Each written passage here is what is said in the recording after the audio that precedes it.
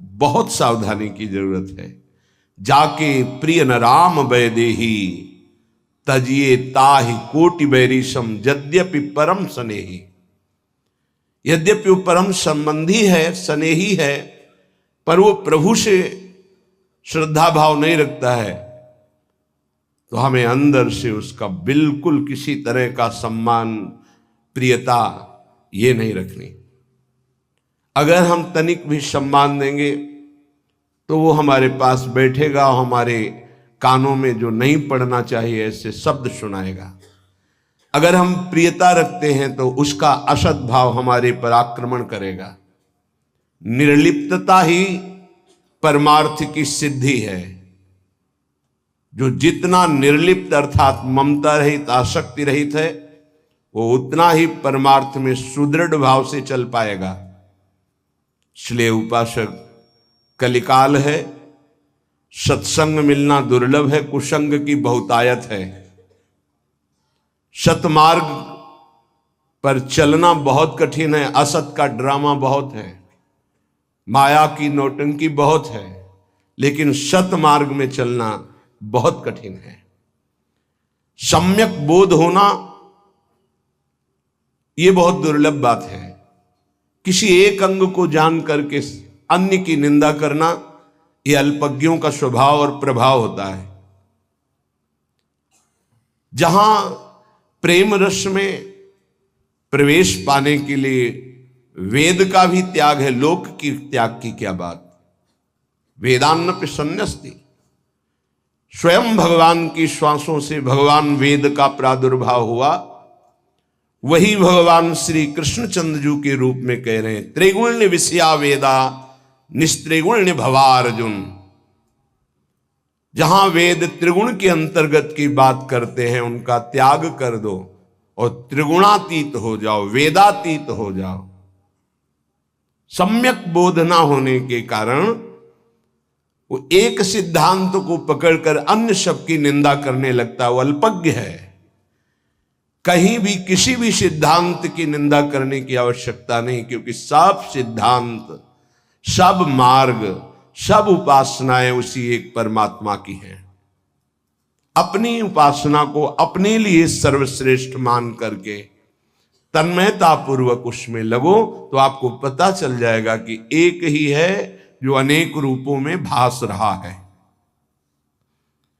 अगर हम किसी की निंदा करते हैं तो हम अपने आराध्य देव की करते हैं, अपनी आत्मा की निंदा करते हैं। नहीं समझ पाते ये अज्ञानी जन। इसलिए संग बहुत सोच समझ के किया जाए। किसी भी रूप में कुसंग हो सकता है, कोई भी हो। जो हमारी मति को हमारे इष्ट के नाम रूप लीला धाम सेवा स्वाध्याय इनसे विलग कर दे, वो भारी कुसंग, माया कुसंग फैला रही है। भक्ति का सत्संग, ज्ञान का सत्संग, अष्टांग योग का सत्संग, कर्म योग का सत्संग भगवान ने क्यों वर्णन किया? एक ही बात कह देते। अलग अलग मति है, अलग अलग स्वभाव है, उसके अनुसार वो साधना स्वीकार करेगा, पहुंचेगा उसी परमात्मा के पास। रसास्वादन का भाव बिलग है, तत्व में नहीं। ये अज्ञानी जन एक पक्ष की बात जानकर अन्य पक्षों की अवहेलना और निंदा करते रहते हैं। ऐसे जनों की बात नहीं सुननी। जो साधन पक्ष में दृढ़ है वो सावधान रहे कि कहीं साधना का अहंकार ना आ जाए, नहीं भ्रष्ट होने में देर नहीं लगेगी। जो आश्रय पक्ष में दृढ़ है वो निश्चिंत हो जाए, क्योंकि आराध्य देव उसको संभालते हैं। आश्रय पक्ष से जो साधना बनती बहुत ही परम पवित्र, सुदृढ़ और दैन्य होती है। इसलिए आश्रय, गुरु का आश्रय, भगवत चरणारविंद का आश्रय अत्यंत आवश्यक है।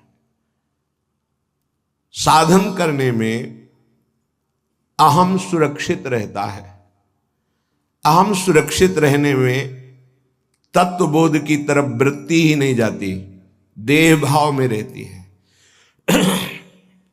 बहुत अवस्थाएं बीत जाने पर शरीर की अपना परिचय केवल बाहरी देह भाव से ही दिया जाता है। मैं अमुक, मैं अमुक, मैं अमुक। क्या साधना हो रही? साधना हो रही इसी उपाधि को मिटाने के लिए। आप शुद्ध हैं, आप ब्रह्म हैं, ज्ञान मार्ग। आप शुद्ध हैं, आप भगवान के नित्य पार्षद हैं, भक्ति मार्ग। फिर उपाधियां क्यों? क्यों ये जोड़ा जाता है? मैं अमुक हूं, मैं अमुक हूं, मैं अमुक हूं। इन्हीं को मिटाने के लिए तो साधना है। शुद्ध परमार्थ का स्वरूप समझना गुरु कृपा ही केवलम। गुरु कृपा पात्र कभी देहाभिमान मलिन वृत्ति को स्वीकार ही नहीं करता, कभी किसी उपाधि को स्वीकार नहीं करता। उपाधि स्वीकार करने का मतलब है जन्म मरण का भाव पुष्ट कर लेना। कोई भी उपाधि हो, यहां से लेकर ब्रह्म पदवी तक। इसलिए सत्संगी उपासक सत्संग के द्वारा अपनी बुद्धि का मार्जन करे और अहम को दैन्य में परिवर्तित करे, तभी रंग आएगा। किसी भी तरह का अहम हृदय में हुआ तो परमार्थ ढका रहेगा। आप बातें कितनी बना ले ज्ञान विज्ञान की। बड़े बड़े महापुरुष जब अपना परिचय बताते हैं तो सोच करके हृदय द्रवित हो जाता है। कैसे परिचय बताते हैं? हनुमान जी कैसा परिचय विभीषण से बताते हैं? असमय अधम सखा सुन मोहु पर रघुवीर, ये बोल रहे हैं। जिन महापुरुषों ने अपना परिचय दिया, क्वा हम तुच्छा परम अधमा प्राणिहो गर्ह कर्मा, ये परिचय है। हम परिचय क्या देते हैं? उपाधियों का। ये उपाधि ही तो उपद्रव है, ये पदवियां ही तो परम पद से भ्रष्ट किए हुए हैं। जब तक हम कोई भी पद स्वीकार करते हैं शरीर भाव से, तो परम पद का अधिकार खो देते हैं। पद मिलना अलग बात है, स्वीकृति करना अलग बात है। पद सेवा के लिए है, स्वीकृति परमात्मा की है। पद की स्वीकृति तो अस्वीकृति हो जाएगी परमात्मा पद की। एक सूक्ष्म विषय है। देखो महामहिम श्रीपाद प्रबोधानंद जी की आंतरिक स्थिति। सर्व साधन हीनोपि, ये महिमा है। खैरे मैं समस्त साधनों से हीन हूं। सत्संग का मनन कीजिए। ध्रुवदास जी कह रहे सब अंग गुणहीन हो, ताको जतन न कोई। एक किशोरी कृपाते, जो कछु होई सो होई। सर्व साधन हीनोपि वृंदारण्यैक संश्रयः,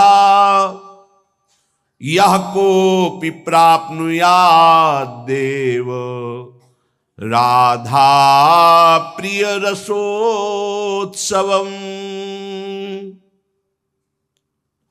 समस्त साधनों से मैं हीन हूं, पर मैंने एकांत भाव में वृंदावन का आश्रय ले लिया। एकांत भाव कहते हैं सिर्फ केवल वृंदावन का आश्रय।